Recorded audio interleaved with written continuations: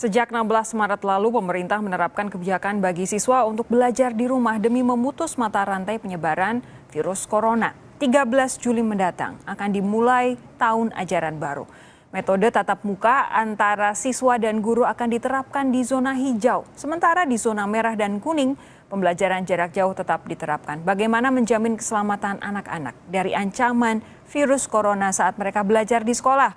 Kita akan membahasnya dengan Kepala Pusat Kajian Kebijakan Pendidikan PGRI, Aceh Suryadi. Selamat malam Pak Aceh. Selamat malam Mbak Sofi, Assalamualaikum. Waalaikumsalam. Kemudian Wakil Sekjen Federasi Serikat Guru Indonesia FSGI Satriwan Salim. Selamat malam Bung Satriwan. Selamat malam Mbak Sofi, Assalamualaikum. Waalaikumsalam, terima kasih. Nanti akan juga hadir tenaga ahli media Kantor Staf Presiden Erlinda untuk membahas hal ini. Namun kami sedang berusaha untuk menghubungkan diri dengan Mbak Erlinda. Saya mau ke Bung Satriwan terlebih dahulu. Bung Satriwan, ya, silakan, Mbak. Saya minta tanggapan Anda dong soal rencana, mungkin masih wacana ini, tahun ajaran baru yang akan dimulai tanggal 13 Juli 2020. Ya, terkait tahun ajaran baru dimulai di pertengahan Juli 2020 itu sudah diresmikan kemarin, disampaikan oleh Pak Hamid Muhammad, Dirjen di Kemdikbud. Nah, perihal memulai sekolah kembali, ini hal yang berbeda Mbak Sofi, itu harus dipahami. Okay. Jadi sikap FSGI seperti yang kami sampaikan ke kawan-kawan media rilis kemarin, bahwa tahun ajaran baru kita sudah mulai di pertengahan Juli seperti biasa ya 2020 ini, tetapi karena keadaannya sekarang krisis, data dari IDAI menunjukkan 3.324 anak-anak itu statusnya PDP, kemudian 584 itu positif, ya kan, kemudian yang status PDP tadi meninggal 129 anak, kemudian 14 anak meninggal positif corona. Nah, ini kan angka yang sangat besar gitu. Jadi tujuannya adalah agar anak-anak terlindungi kesehatannya, keamanannya, begitu juga guru, ya kan, begitu juga warga sekolah. Mbak Sofi dan kawan-kawan semua harus dipahami bahwa satu hari di satu sekolah itu misalnya ambil SMP, ya kan, atau SMA. Kebetulan saya guru SMA. Nah, satu sekolah itu bisa hadir anak-anak kita sampai 700 anak, ya kan, sampai 800 bahkan. Kemudian gurunya, belum lagi ditambah tenaga kependidikan.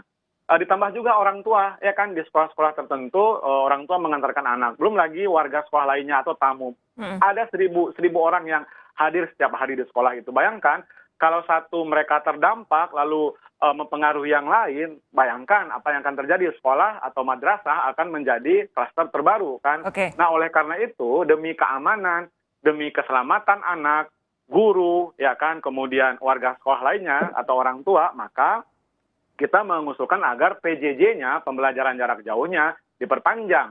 Apakah sampai September, ya kan, setengah semester, atau sampai Desember. Nah, tentu dengan evaluasi besar-besaran dari Kemdikbud dan Kementerian Agama. Karena kita selama 3 bulan ini PJJ atau belajar dari rumah, ini kan banyak juga catatan-catatannya. Karena PJJ kan ada 2 ya, ada yang online, daring, ada yang offline. Nah, yang offline ini kan juga harus diperhatikan. 68 juta anak-anak Indonesia yang terdampak dirumahkan belajar, itu kan tidak semua online PJJ-nya. Ada juga yang offline atau yang luring. Guru-guru datang ke rumah, misalnya kawan-kawan kami dari Bima itu atau dari Garut justru datang ke rumah, ya kan, ke rumah siswa. Karena apa? Di daerahnya nggak ada internet. Okay. Nah, bahkan ada yang tidak memiliki listrik. Jadi tentu dengan catatan-catatan ya, tetapi pilihan PJJ-nya atau BDR-nya diperpanjang, ini untuk keselamatan anak, guru, orang tua, dan warga sekolah. Begini, tapi yang jelas dari survei yang dilakukan oleh KPAI menyatakan memang 80% orang tua tidak setuju dengan wacana pembukaan sekolah ini, artinya pembelajaran tatap muka begitu ya. Tapi 80% murid setuju, 60% dari guru juga setuju. Tanggapan Anda? Ya, ini kan perlu dibedah lagi. Orang tua setuju, anak tidak setuju, berarti kan nggak ada komunikasi kan antara orang tua dan anak di sini kan gitu.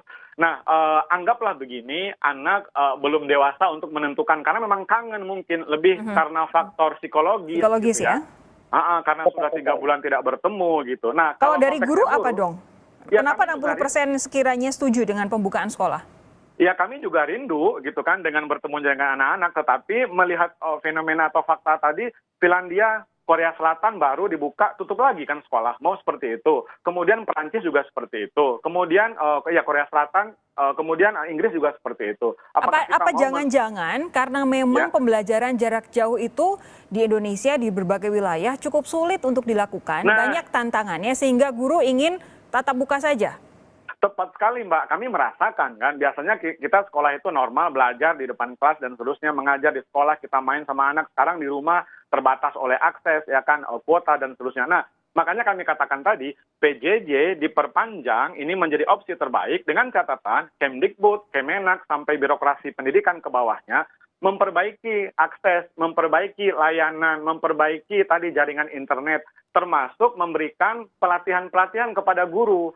Hasil kajian FSGI bersama KPAI 2 atau 3 minggu yang lalu yang sudah kami presentasikan di depan Menteri Agama dan Kanwil Kementerian Agama dan di depan Kemdikbud termasuk dinas-dinas pendidikan provinsi kota secara virtual, kami menyampaikan 50% lebih, 57 atau 58% guru-guru itu tetap antusias Mbak mengajar event dalam keadaan terbatas. Dan 67% guru dalam hasil kajian kami, 67% guru, mereka ingin mendapatkan pelatihan gitu loh. Walaupun terbatas, negara harus mengintervensi, berikan pelatihan-pelatihan agar PJJ-nya offline maupun online itu tetap berkualitas sehingga anak-anak kita bahagia gitu loh.